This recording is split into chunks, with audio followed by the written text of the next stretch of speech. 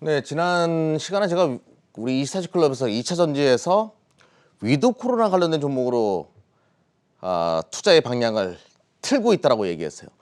우리가 2차 전지 관련된 종목을 한 4종목, 5종목을 투자를 하다가 3, 4종목을 차익 실현하고 나머지는 이제 위드 코로나 관련된 종목으로 이동하고 있다라고 말씀을 드렸었는데요. 한번 내용 좀 한번 보도록 하죠.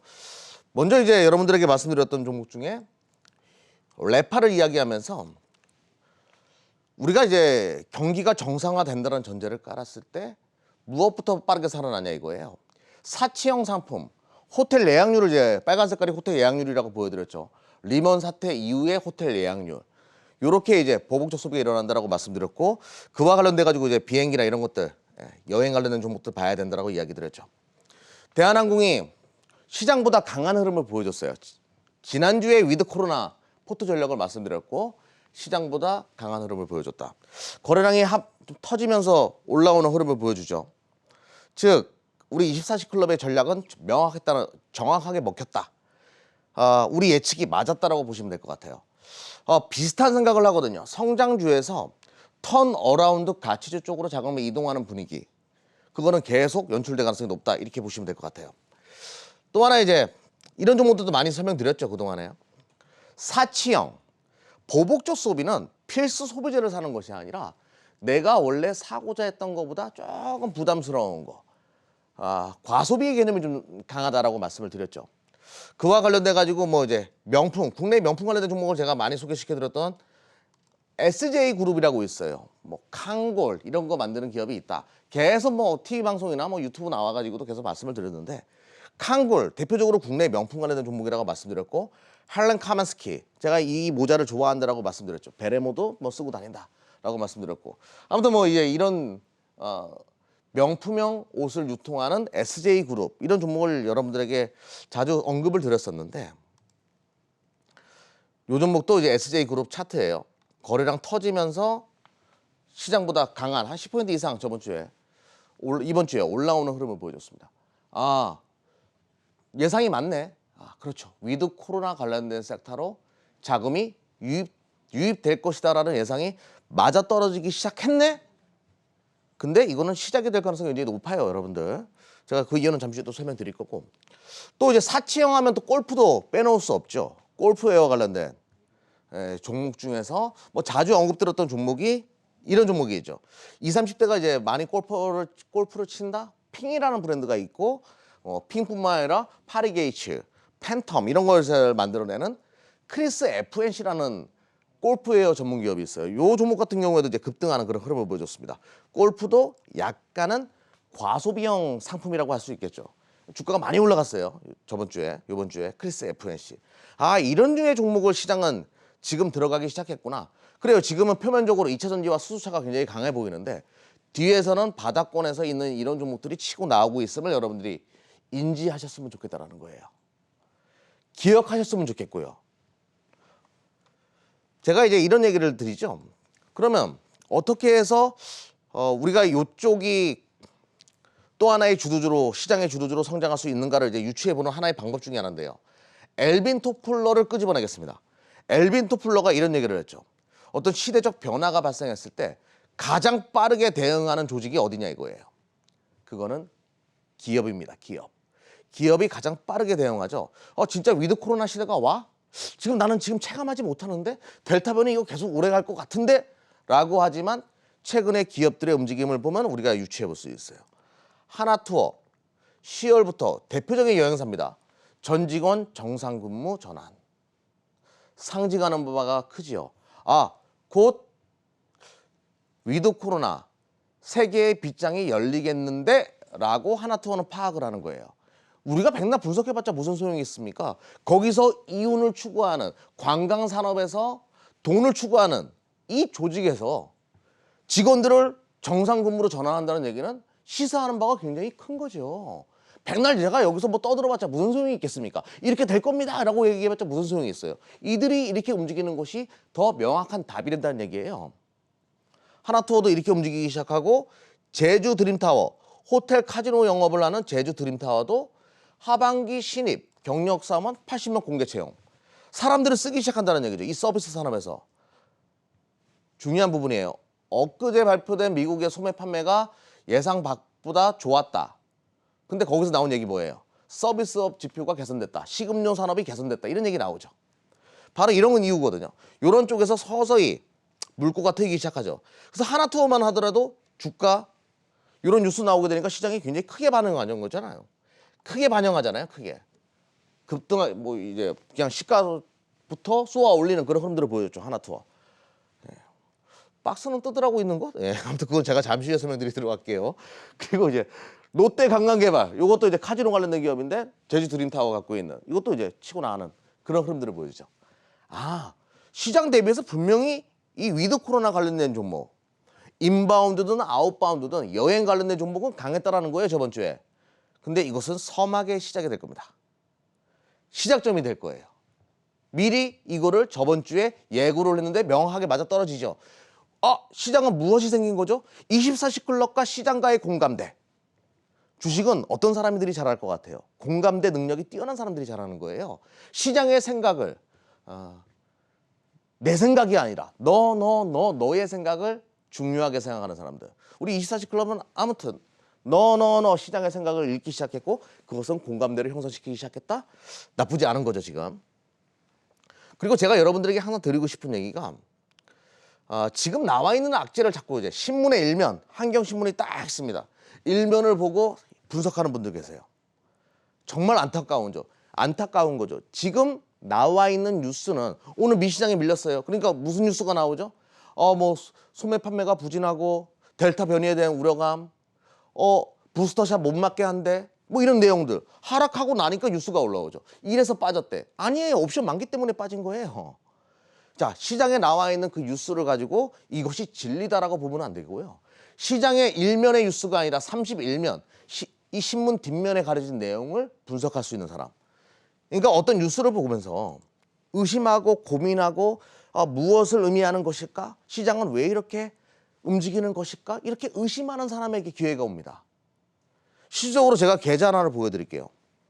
우리가 2차 전지 가지고 모두가 의심했을 때 이런 거예요. 이제 우리 에코프로 BM 작년에 8월 달에 9월 달에 이제 테슬라 배터리 데이 때문에 주가가 밀렸어요.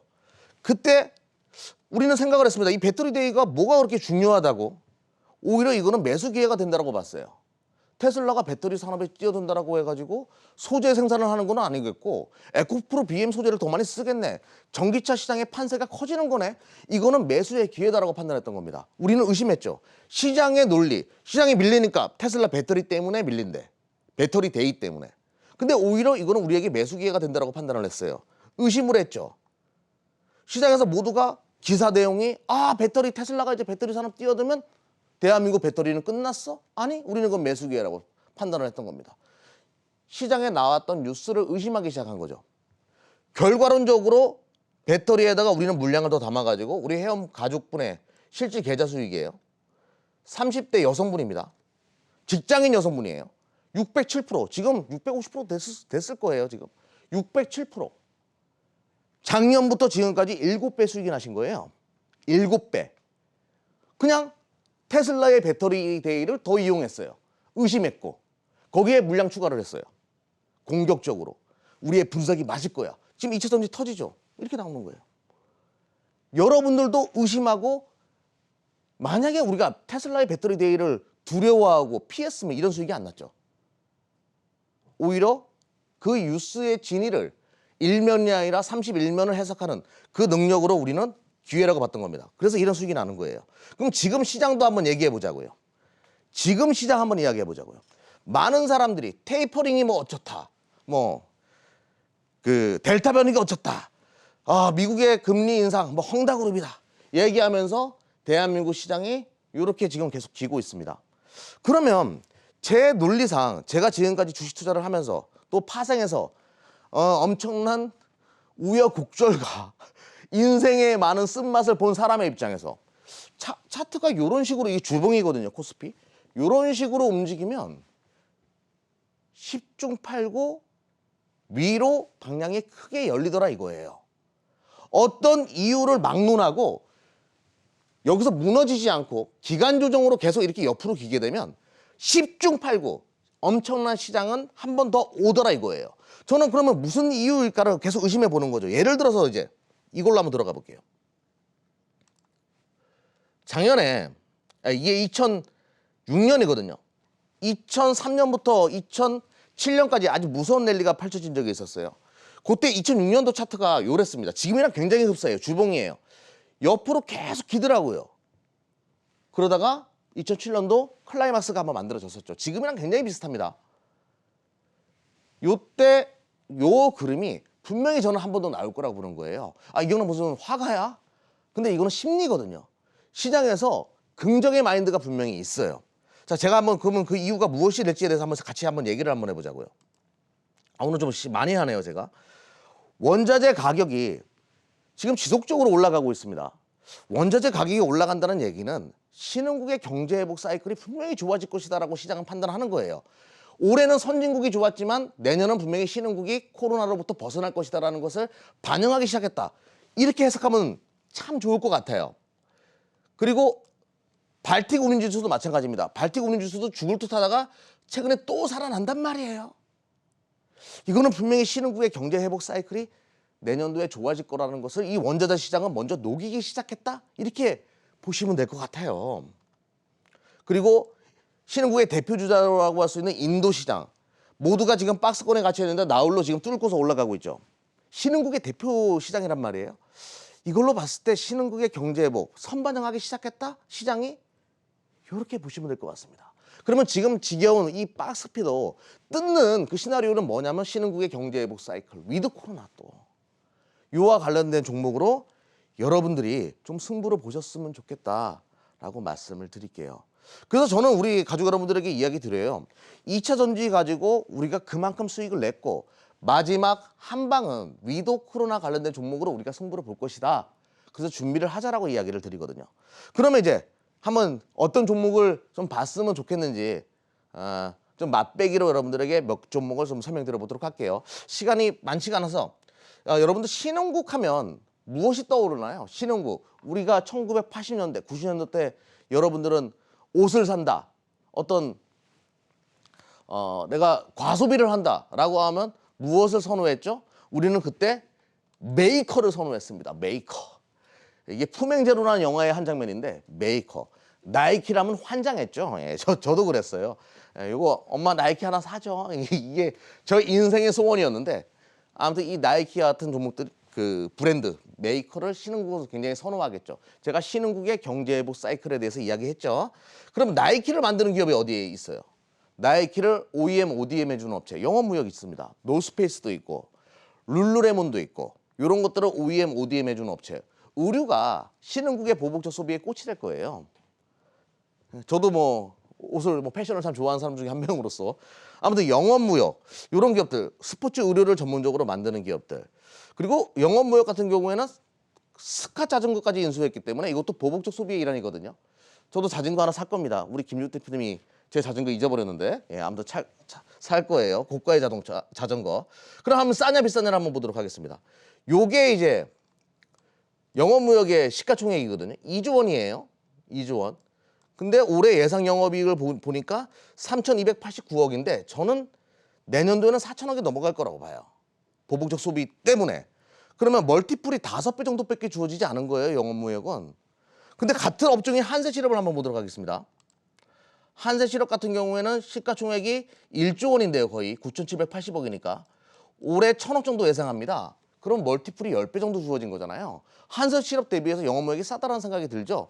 이런 류의 종목을 볼 필요가 있겠고요. 아, 그럼 영업무역은 다 알아. 예상했었어 하시는 분들이 계실 거예요. 제가 예상하지 못한 종목 하나 더 보도록 하겠습니다. 요거 하우징, 경량 하우징, 박람회, 전시회 관련된 종목. 뭐가 있을까요? 국내 시장에. 전시회 관련된 종목. 바로 요 기업이 있습니다. 이상 네트워크스. 경량 하우징 인수를 통해 가지고 매출의 60%가 전시회 쪽에서 지켜요. 그 박람회, 코엑스 박람회 이런 것도 아시죠? 그래서 요와 관련된 종목을 좀 보실 필요가 있다. 이상 네트워크스는 요것도 뭐죠? 여러분들 위드 코로나. 전시회 다시 시작하겠죠. 엄청나게 몰리겠죠. 이상 네트워크스 위드 코로나 관련된 숨겨져 있는 종목 중에 하나 또 설명드렸습니다.